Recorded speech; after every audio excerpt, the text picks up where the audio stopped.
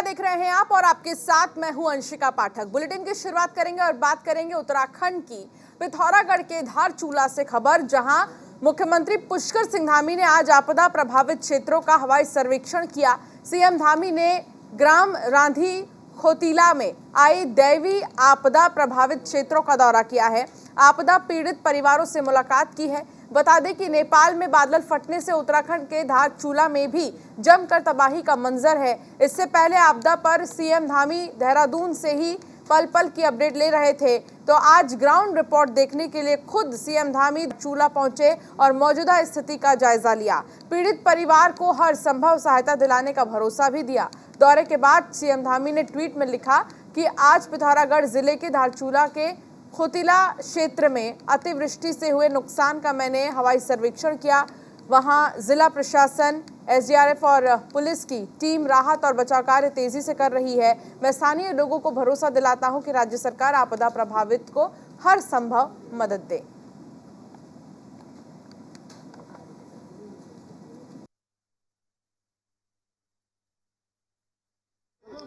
अब यहाँ पर अभी काफ़ी नुकसान हुआ है।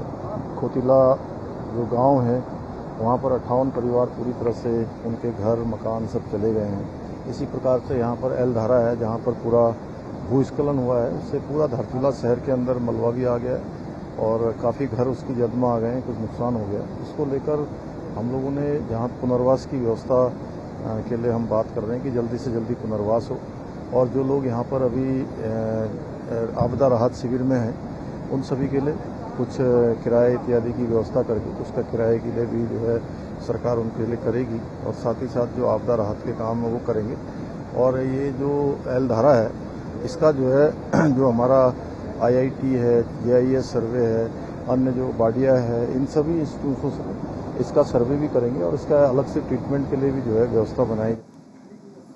तो वहीं मुख्यमंत्री धामी की अध्यक्षता में हुई कैबिनेट की बैठक में तमाम महत्वपूर्ण निर्णय लेते हुए यूके SSSC की मौजूदा भर्तियों को लेकर बड़ा फैसला किया गया है। मुख्यमंत्री ने उत्तराखंड अधीनस्थ सेवा चयन बोर्ड की 5 विभागों की लगभग 7,000 भर्तियों को निरस्त करते हुए इन सभी भर्तियों को अब उत्तराखंड लोक सेवा आयोग से भर्ती कराने का फैसला किया है, जिसको लेकर जहां एक और सत्ताधारी पार्टी इसे बेहतर फैसला बता रही है, तो विपक्ष ने सरकार पर इस मामले पर रफा दफा करने का आरोप लगाया है। बीजेपी प्रदेश अध्यक्ष महेंद्र भट्ट का कहना है कि जिस तरह से उत्तराखंड अधीनस्थ सेवा चयन बोर्ड के द्वारा की गई भर्तियों में मिल रही गड़बड़ी को देखते हुए मुख्यमंत्री ने अब इन सभी भर्तियों को लोक सेवा आयोग से कराने का निर्णय लिया है। वो एक सराहनीय फैसला है, जिससे उत्तराखंड के युवाओं को न्याय मिलेगा और भर्तियों में पारदर्शिता बनी रहेगी।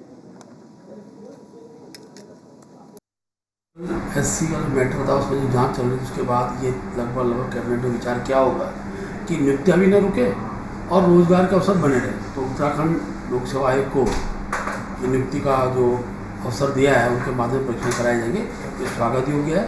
और मुख्यमंत्री जी ने यहाँ के युवाओं को विश्वास जीतने का काम किया है। तो मैं कह सकता हूँ कांग्रेस को इसमें प्रश्न करने की व्यवस्था नहीं है, क्योंकि नियुक्तियों के लिए कोई ना कोई एजेंसी आवश्यक होती है। और एक क्योंकि जहाँ एक और आप SSSC मैटर पर आरोप लगा रहे थे, उसके साथ साथ अब उनको स्वागत करना चाहिए कि आखिरकार यहाँ के युवाओं के हितों का संरक्षण माननीय मुख्यमंत्री जी ने। तो वहीं उत्तराखंड अधीनस्थ सेवा चयन आयोग की भर्ती परीक्षाओं में घपला सामने आने के बाद पुष्कर सिंह धामी मंत्रिमंडल ने बड़ा कदम उठाते हुए आयोग की ओर से कराई गई 5 परीक्षाएं रद्द कर दी हैं। अब इन परीक्षाओं को अधीनस्थ सेवा चयन आयोग से हटाकर राज्य लोक सेवा को सौंप दिया गया है।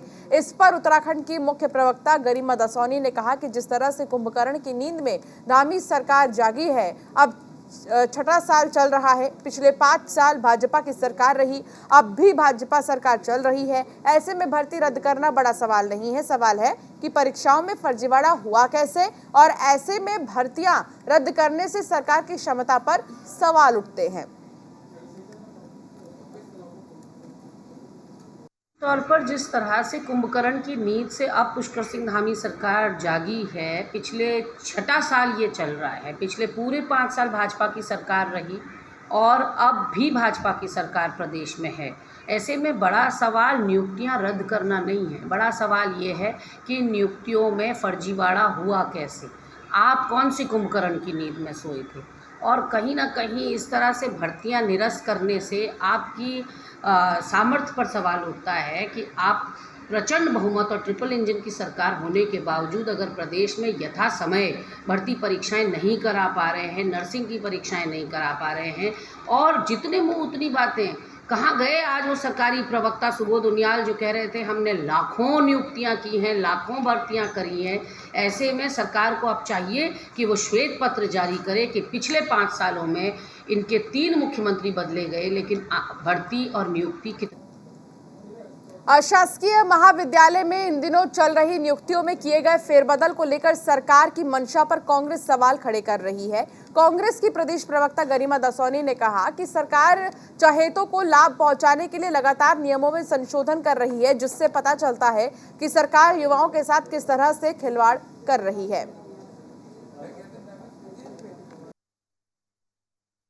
विद्यार्थी आए थे जिन्होंने असिस्टेंट प्रोफेसर के लिए आवेदन किया है, और उनका पूरी शिकायत ये थी कि बाहरी प्रदेशों में जहां पीएचडी को एग्जेम्प्ट किया हुआ है, यहाँ उत्तराखंड में असिस्टेंट प्रोफेसर के लिए पीएचडी को मान्य माना गया है, और वहीं उसके लिए 25 नंबर तक अधिकृत कर दिए गए हैं। 100 नंबर का पूरा इंटरव्यू है और उसमें से 25 नंबर पीएचडी के अगर मिल जाएंगे तो यहाँ कई लोगों के साथ कहीं ना कहीं पक्षपात हो रहा है। जब बाहरी प्रदेश पीएचडी होल्डर नहीं मांग रहे हैं असिस्टेंट प्रोफेसर के लिए, तो फिर उत्तराखंड सरकार को ऐसी क्या पड़ी है कि आप लगातार यहाँ के युवाओं के साथ अन्याय पर अन्याय कर रहे हैं। लक्सर शराबकांड के प्रभावित परिवारों के लिए पूर्व सीएम रमेश पोखरियाल निशंक ने संवेदना प्रकट की है। इस घटना को उन्होंने शर्मनाक करार दिया है। तो वहीं शराबकांड पर सांसद रमेश पोखरियाल निशंक ने क्या कुछ कहा, आपको सुनाते हैं। हरिद्वार का जो मामला सामने आया, अभी मुख्यमंत्री जी ने कहा है कि उन्होंने जांच के आदेश दिए हैं और बहुत कड़ाई से जांच के आदेश दिए हैं। जो दोषी होगा उसको छोड़ा नहीं जाएगा, दंडित किया जाएगा। बहुत ही दुखद घटना है और मैं अभी हरिद्वार के लिए ही निकल रहा हूँ। आगे बढ़ेंगे। हरिद्वार त्रिस्तरीय पंचायत चुनाव में प्रत्याशियों के चयन पर कांग्रेस में नई खटपट शुरू हो गई है। पूर्व सीएम हरीश रावत ने पार्टी का अधिकृत प्रत्याशी न बनाए जाने से नाराज अपने समर्थकों के नाम सोशल मीडिया पर पोस्ट कर दिया है। जाहिर तौर पर इस पोस्ट में रावत ने अपनी अनदेखी का दर्द बयां किया है, लेकिन इससे कांग्रेस के अंदर खाने में फिर से कलह तेज हो गई है, जिसको लेकर बीजेपी सांसद रमेश पोखरियाल निशंक ने भी अपनी प्रतिक्रिया दी है। उन्होंने कहा कि कांग्रेस के लोग आपस में ही लड़ते रहते हैं, एक दूसरे की सुनते तक नहीं है, लेकिन मैं उनसे आग्रह कर रहा हूं कि भाजपा दुनिया की सबसे बड़ी पार्टी है और ये लोग भाजपा में आकर राष्ट्र हित में कार्य करें। अब वो कांग्रेस का अपना अंदरूनी मामला है, उसमें मैं क्या कह सकता हूँ। अब वो आपस में लड़ते रहते हैं, एक दूसरे की बात सुनते नहीं हैं, बोलते नहीं हैं, तो अब वो उनके झगड़ों को हम कहाँ निपटाएं। लेकिन हाँ, मैं कांग्रेस के उन सभी अच्छे, कांग्रेस में भी अच्छे लोग हैं, ऐसा नहीं है, तो मैं सभी लोगों को आमंत्रित कर रहा हूँ। और ये दुनिया की सबसे बड़ी पार्टी आप ही के लिए तो बन गई है, आओ ना हम लोग मिलकर के हिंदुस्तान को, जो हमारे देश के यशस्वी प्रधानमंत्री नरेंद्र मोदी ने कहा है कि 21वीं सदी का हमारा स्वर्णिम भारत होगा, तो आ ही रहे हैं कांग्रेस सभी लोग। अब दल ही दल रहेगा, लोग तो हमारे पास हैं, आ रहे हैं। और बीएसपी के भी लोगों को मैं स्वागत कर रहा हूं, जो पूरी ताकत के साथ प्रदेश पदाधिकारी से लेकर नीचे तक, गांव-गांव तक सब लोग आज भारतीय जनता पार्टी में आए हैं। आगामी 17 सितंबर को प्रधानमंत्री नरेंद्र मोदी का जन्मदिन है। भारतीय जनता पार्टी पीएम मोदी के जन्मदिन को सेवा और सुशासन पखवाड़े के रूप में देश भर में मनाएगी। उत्तराखंड भारतीय जनता पार्टी के प्रदेश अध्यक्ष महेंद्र भट्ट ने इस बात की जानकारी देते हुए बताया कि उत्तराखंड में इसे भव्य तौर पर मनाने के लिए सभी कार्यकर्ताओं के साथ वर्चुअल बैठक की गई है। कार्यक्रम को बेहतर बनाने के लिए सभी कार्यकर्ताओं और पार्टी नेताओं को कहा गया है। सेवा और सुशासन पखवाड़े में बीजेपी कार्यकर्ता जगह जगह रक्तदान शिविर का आयोजन करेंगे। ये पखवाड़ा प्रधानमंत्री नरेंद्र मोदी के जन्मदिन से शुरू होकर 2 अक्टूबर गांधी जयंती और लाल बहादुर शास्त्री जयंती तक मनाया जाएगा।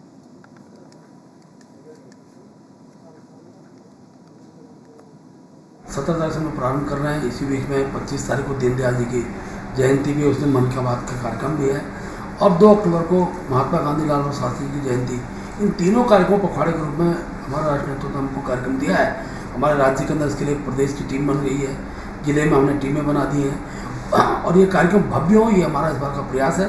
और क्योंकि इस बार प्रतिस्पर्धात्मक ये आयोजन हो रहा है, तो मैं चाहूँगा उत्तराखंड राज्य पूरे देश के अंदर इन सब कार्यक्रमों में प्रथम स्थान प्राप्त करे। इसकी दिशा में हमने अभी वीडियो कॉन्फ्रेंस के माध्यम से अपने सब कार्यक्रमों से आग्रह भी किया है और मुझे पूरा विश्वास उत्तराखंड के अंदर हम इस कार्यक्रम को भव्य स्वरूप देंगे। खबर हरिद्वार से, जहां जिला पंचायत चुनाव को लेकर बीजेपी पार्टी पदाधिकारियों और जिला पंचायत सदस्य प्रत्याशियों के साथ लगातार बैठक कर उन्हें जीत का मूल मंत्र दे रही है। प्रत्याशियों के अंदर एक नया जोश भर रही है बीजेपी। लगातार प्रत्याशी डोर टू डोर जाकर जनसंपर्क अभियान चला रहे हैं। तो वहीं औरंगाबाद के वार्ड नंबर 3 से जिला पंचायत सदस्य प्रत्याशी विमलेश देवी भी जनसंपर्क अभियान में जुटी हैं। विमलेश देवी का कहना है कि वो क्षेत्र के विकास के लिए लगातार काम करेंगी और जनता की समस्याओं का त्वरित समाधान करेंगी। उन्होंने बताया कि शिक्षा और चिकित्सा के क्षेत्र में वो बढ़ चढ़कर कार्य करेंगी। कैंपेन के दौरान विमलेश देवी के साथ उनके तमाम समर्थक दौरे कर रहे हैं और अपनी प्रत्याशी विमलेश देवी की जीत को सुनिश्चित करने के लिए कड़ी मेहनत कर रहे हैं।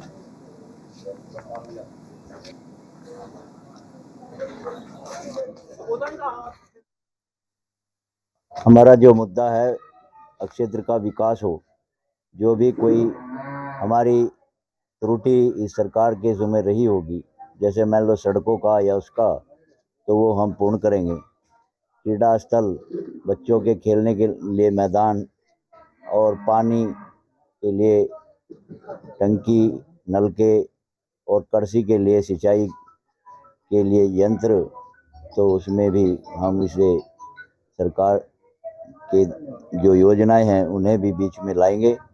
और जबकि जैसे धन धन जन जन योजनाएं सरकार मोदी ने चलाई, उनका भी लाभ पूरा सरकार को मिल रहा है। और जो योजनाएं नहीं मिल रही हैं, जो नई गांव में पहुंच रही हैं, जैसे किसी की पेंशन, वृद्धा पेंशन हो, उन्हें भी हम बराबर मिलकर उनके कार्य करवाएंगे।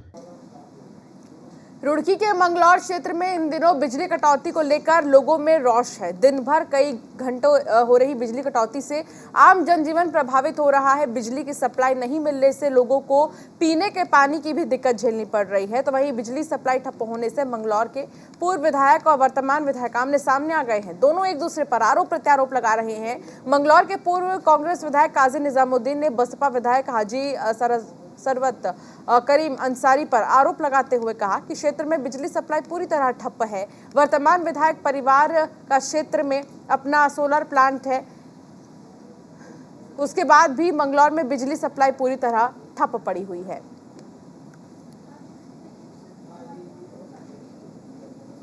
मंगलौर की बिजली की सप्लाई बहुत ही इस टाइम बुरी स्थिति में है। पूरी रात मंगलौर में बिजली नहीं आ पा रही है। पूरे उत्तराखंड में अगर लाइट ख़राब आए तो चलो, फिर तो यह है कि उत्तराखंड में भी बहुत अच्छी नहीं है, सरकार की कमी वहाँ भी है, कई घंटे का कट है। लेकिन ऐसा नहीं है पूरे उत्तराखंड में कि पूरी रात लाइट नहीं आ रही। मंगलौर के आसपास रुड़की, झबरेड़ा, लक्सर, लंढौरा, यहाँ लाइट आ रही है 18 घंटे के लगभग। और मंगलौर में पूरी रात सप्लाई नहीं है। यहाँ लोग परेशान हैं, गर्मी में छोटे घर हैं। अब तो पानी की व्यवस्था भी ऐसी है कि बिना बिजली के, हैंडपम्प नहीं है तो बिना बिजली के पानी भी नहीं घरों में होता। तो मंगलौर का क्षेत्रीय तंत्र जो है वो विफल है। कोई दो राय है नहीं कि मंगलौर की सप्लाई में थोड़ी दिक्कत आ रही है, और मंगलौर की नहीं, ये पूरे प्रदेश की समस्या है। इसमें जो है दिक्कत है। अब परसों तरसों से जो देखा होगा आपने, जो बड़ी लाइन के तार टूटे हुए थे, उसकी वजह से सप्लाई नहीं आई। तो इस वजह से जो है दिक्कत हो रही। जहाँ तक सोलर प्लांट की बात है, मेरे ख्याल से पूर्व विधायक ये भूल गए कि सोलर प्लांट जब तक लाइट नहीं आने की तो चलने का नहीं।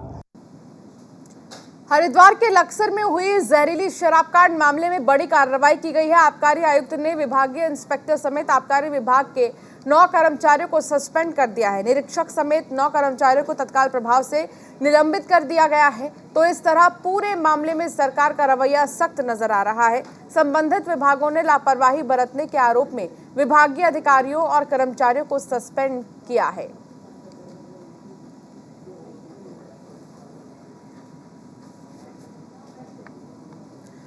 लक्सर शराब कांड मामले में शासन ने कड़ी कार्रवाई की है। डीजीपी ने थानाध्यक्ष समेत 4 पुलिस कर्मियों को सस्पेंड कर दिया है।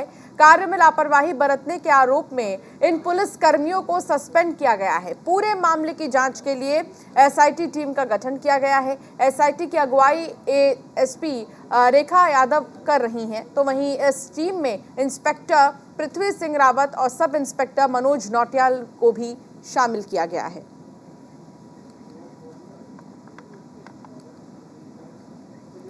खबर लक्सर शराब कांड से जुड़ी हुई है। हरिद्वार के पथरी शराब कांड के पीड़ित 2 व्यक्तियों की हालत बिगड़ गई है। दोनों को कल सुबह मेट्रो अस्पताल में भर्ती किया गया था। एक की हालत खतरे से बाहर बताई जा रही है, तो वहीं दूसरे की जिंदगी बचाने के प्रयास में डॉक्टर जुटी हुई है लगातार।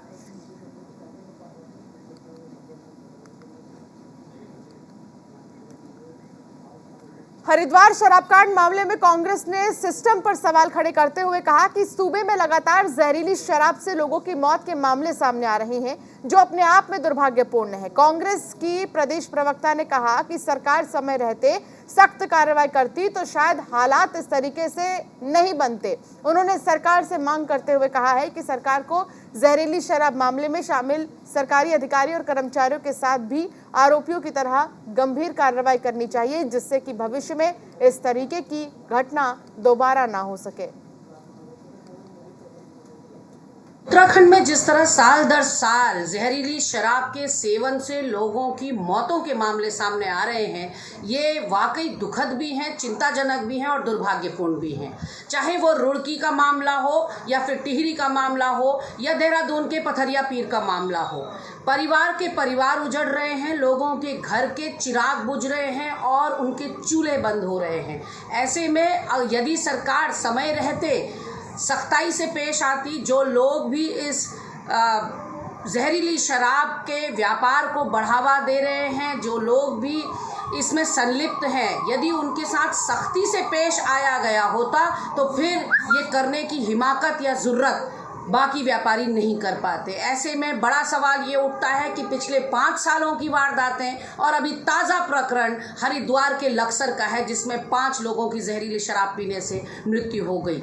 ऐसे में सरकार को चाहिए कि इन अपराधियों से सख्त तरीके से पेश आए और कानून व्यवस्था पर भी उत्तराखंड के ये बहुत बड़ा सवालिया निशान पैदा करता है। खबर रुड़की से, जहां एक बार फिर शराब के सेवन से हुई ग्रामीणों की मौत के बाद राजनीतिक सियासत शुरू हो चुकी है। घटना पर कांग्रेस भाजपा को दोषी ठहरा रही है। कांग्रेस के राष्ट्रीय सचिव और पूर्व विधायक काजी निजामुद्दीन ने प्रदेश सरकार पर लापरवाही किए जाने का आरोप लगाया। उन्होंने कहा कि धर्मनगरी हरिद्वार तीर्थस्थली है, लाखों की संख्या में श्रद्धालु हरिद्वार आते हैं और हरिद्वार जिले में जहरीली शराब कैसे उपलब्ध हो रही है, ये बड़ा सवाल है। जहरीली शराब से लोगों की जिंदगियां उजड़ रही हैं।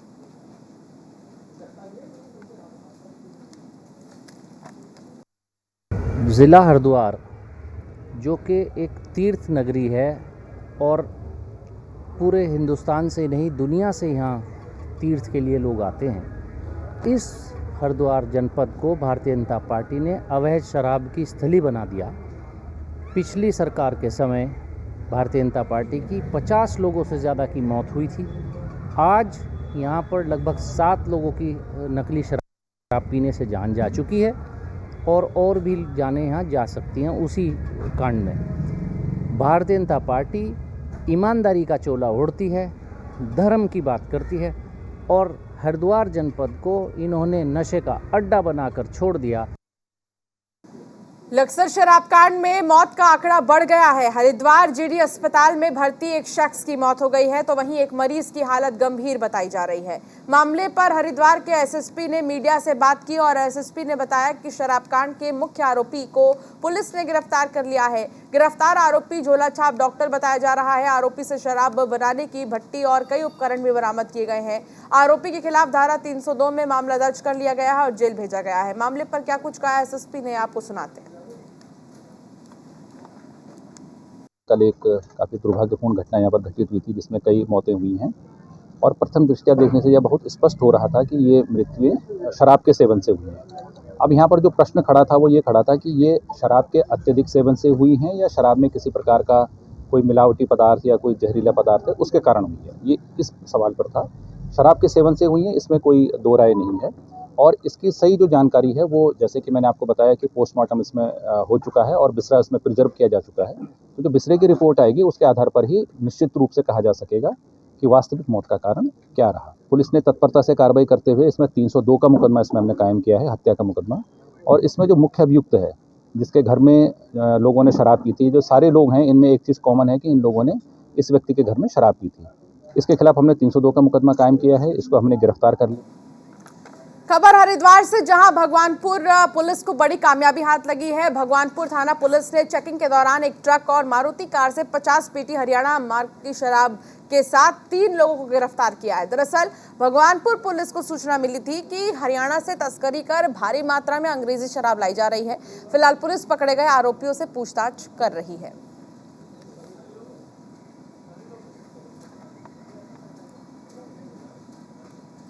राज्य में वित्तीय हालातों को सुधारने जाने को लेकर लगातार आबकारी विभाग ने अधिकारियों की बैठक की है, लेकिन हालात अभी भी जस के तस बने हुए हैं। आलम तो यह है कि सरकार वित्तीय संकट से जूझ रही है और अधिकारी महज जिम्मेदारियों के नाम पर खानापूर्ति कर रहे हैं। सचिव आबकारी ने विभाग के हालातों को सुधारे जाने को लेकर जिले के तमाम अधिकारियों को सख्त निर्देश जारी करते हुए कहा कि शराब व्यापारियों से मिलने वाले राजस्व की 100% वसूली हर हाल में कर ली जाए, जिससे कि राज्य सरकार को राजस्व की प्राप्ति हो सके।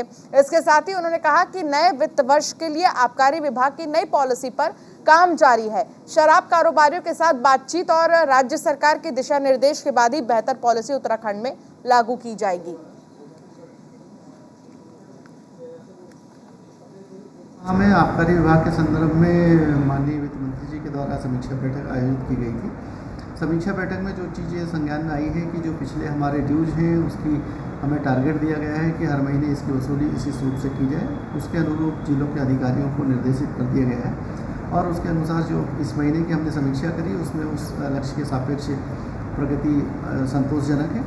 जहाँ तक आपने बताया कि इनके खिलाफ क्या कार्रवाई हो रही है, नियम के अनुसार जो भी कार्रवाई हो सकती है उसके लिए हिदायतें दी। लक्सर के पुरकाजी मार्ग पर स्थित आशीर्वाद नर्सिंग होम अल्ट्रासाउंड सेंटर में स्वैच्छिक रक्तदान शिविर का आयोजन किया गया, जिसमें लोगों ने बढ़ चढ़कर हिस्सा लिया और रक्तदान भी किया। आशीर्वाद संस्था के प्रमुख संचालक डॉक्टर अमित राय के मुताबिक हरिद्वार के मां गंगे ब्लड बैंक संस्था द्वारा आयोजित इस विशाल रक्तदान शिविर का उद्देश्य लोगों को रक्तदान महादान के प्रति जागरूक करना है।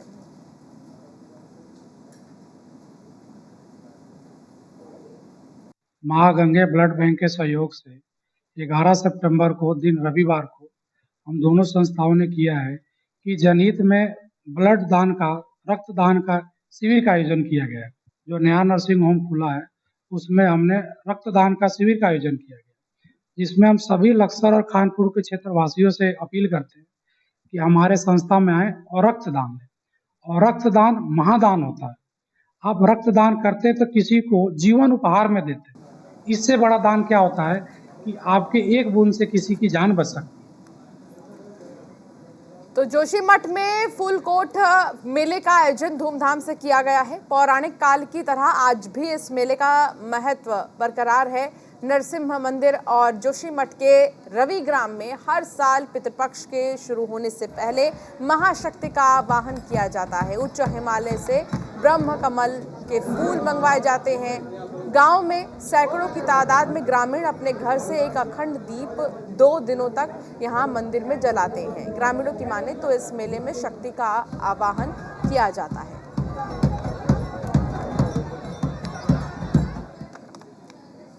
और चलिए फिलहाल बुलेटिन में इतना ही। आप बने रहिए न्यूज़ इंडिया के साथ।